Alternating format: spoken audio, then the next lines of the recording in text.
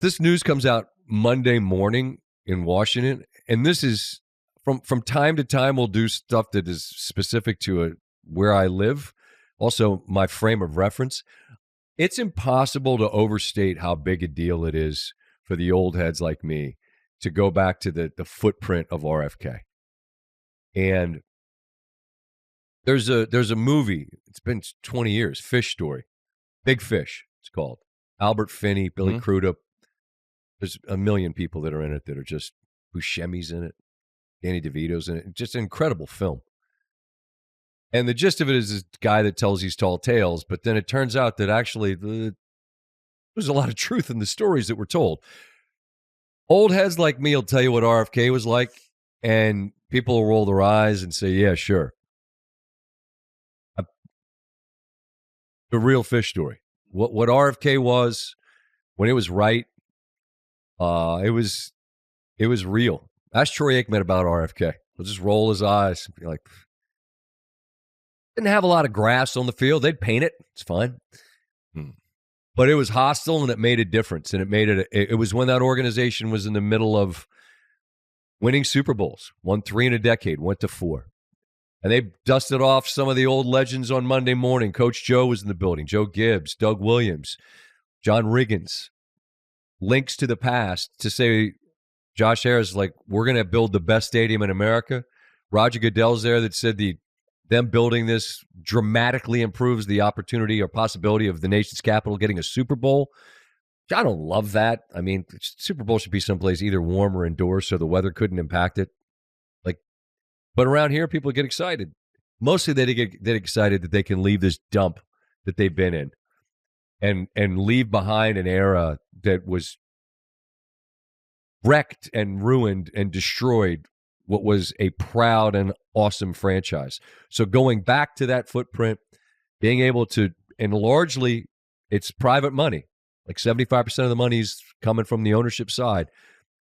As someone that grew up rooting for the franchise and is wearing the shirt today, just to throw my voice and my support behind him, thank you and well done. That's where they should be. And just that overhead shot, looking down at the Capitol, the monument, the mall, and there at the foot of it, there in that space, will be a new stadium. Now, it's 5 years down the road. I'm at that age, Steve, where I'm like, shit, am I going to be here?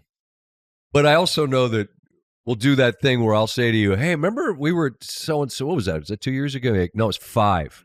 COVID was 5 years ago. So there's your sort of reminder that 5 years will go by quickly. But in the fall of 30, assuming everything gets through, and it'll be sticky and ugly because it's the nation's capital, it's a gigantic deal in a way that if you don't live here and you don't know what that place meant to a franchise that wasn't good, it was great. It was the envy of most of the league. It's as big a piece as getting Jaden, as big a piece as getting a new owner.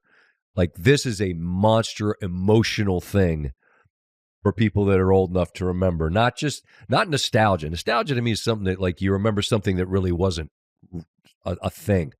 This was a thing. It's Big Fish is what it is.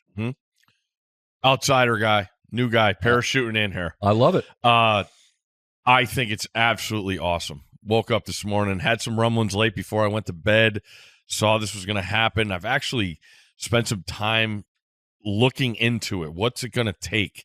The money, that's way more than we can ever even imagine. And that seemed like the deciding factor, which was going to be needed. I looked at other places that have done the stadium, how much more of the public's money was this. And then you see Harris ownership is going to be 75% of it, which is like $2.7 billion, I believe. With a B. 75% equals to, like, you're talking numbers that are just astronomical. And I remember coming down when I was in 7th grade for a class trip to see the monuments and do DC, and to go up in the Washington Monument and look down, and there it is.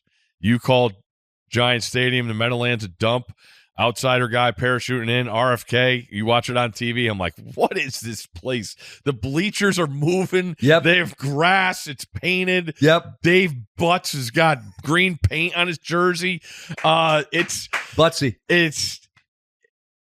It feels real. Like we're going to be here 6 years, and to have an NFL team that was just an atrocity. Yeah, man. I came the first year. My roommate from college was a backup quarterback on the Redskins. First year FedEx Field was here. I'm walking around. I'm like, nothing against FedEx, but like how they have all the different colors in their symbol, and like that's part of the stadium, and you got a green section and a yellow section. I'm like, this is the Redskins, man. Super Bowl team. And I did Sheehan's show last week, and I'm trying to count how many home playoff games did that building host? 4. Not a lot. Over 25 years. It's like the kind of thing. It's like a battleship, man. Just sink it and let it be correct. gone. Let it never be spoken of again. They need it gone and get on. And we talked about Uncle Mo with the NBA playoffs. This is Uncle Mo on steroids with what the Commanders have. You talked about the pieces they got, the coaching staff, the quarterback, new ownership. Like, you got to take this thing and go. And trying to comprehend what happens with all rules and regulations as far as getting stadium and all, like, politics that I have neither do I. No understanding. No, that's not our lane. But they're here and they got it, and it's just awesome. I also saw they're not going to move the practice facility. That's going to stay in Ashburn. Great. Anything to keep this thing going and make it as fast as possible. Yes, I was a part of being at Stanford. We had a 90,000-seat stadium, hosted a Super Bowl, Niners and Dolphins. And the whole time we were there, they're going to rip the track out. We're going to condense it down. And as a player, you're like, I don't know. When's it going to happen? Oh, it's like a 6-year deal. And you're like, well, that's not going to help us. So there's Sure. there's different viewpoints of all this stuff, but to finally see it, and then Stanford does it in a year, and it's awesome, even though no one goes to games. But for the Commanders to take this step, but for the Commanders to take this step this fast, and knowing all the stuff behind the scenes that had to be done at this time, it feels real. And like I said, outsider guy, growing up, watching those games at RFK on TV, no one won there when it came down to it. And to get that back in the lack of success in that FedEx Field deal was just brutal. And to have this is awesome. I really you feel the excitement. It's a surgery to remove like a tumor. And like I said, the battle, whatever it is, however you want to put it, that place, you know that you're leaving, and you're going, but you're not just leaving. You're going back to a place, and it's a place that's like a state of mind.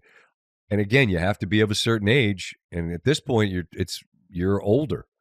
But to the younger folks, you're in your 20s, your 30s, hell, even your 40s. Like you didn't get to experience it. Quarter century.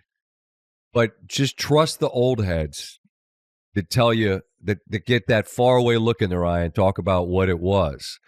And it wouldn't feel as optimistic if it weren't for the fact that you've got Josh Harris in the ownership group. You've got an Adam Peters in the GM chair. You've got Jaden wearing number 5. Most importantly, I mean, momentum that people say it's not a real thing. Well, whatever you want to call what Washington's got right now, they just made the NFC Championship game for the first time in 30 years, and now you're announcing you're going back to this place. It's RFK. It was a dump, but it was a monument too, man. Right there with the monuments of this city and the places that had just incredible moments in the history of Washington and the surrounding areas. Greatest unifying factor I've ever seen in the mosaic of what Washington, D.C. is. Socioeconomic, race, religion. The religion was the Redskins, I've said this for years, to Tacoma Park Baptist Church, where my grandma sang in the choir. If it was a 1:00 game, like, let's make sure we get our message home, Reverend. Because it takes about 11 minutes to get from here to my grandparents' place in Northwest. All right, we're kicking with the Giants at 1. Let's go. Shout out to the big man upstairs. Let's pass the plate and we'll get home. They were the religion, and RFK was the church or the synagogue or whatever you want to call it, man. It was a incredible, significant place here. So that's why you're going to hear old timers talk about it that way.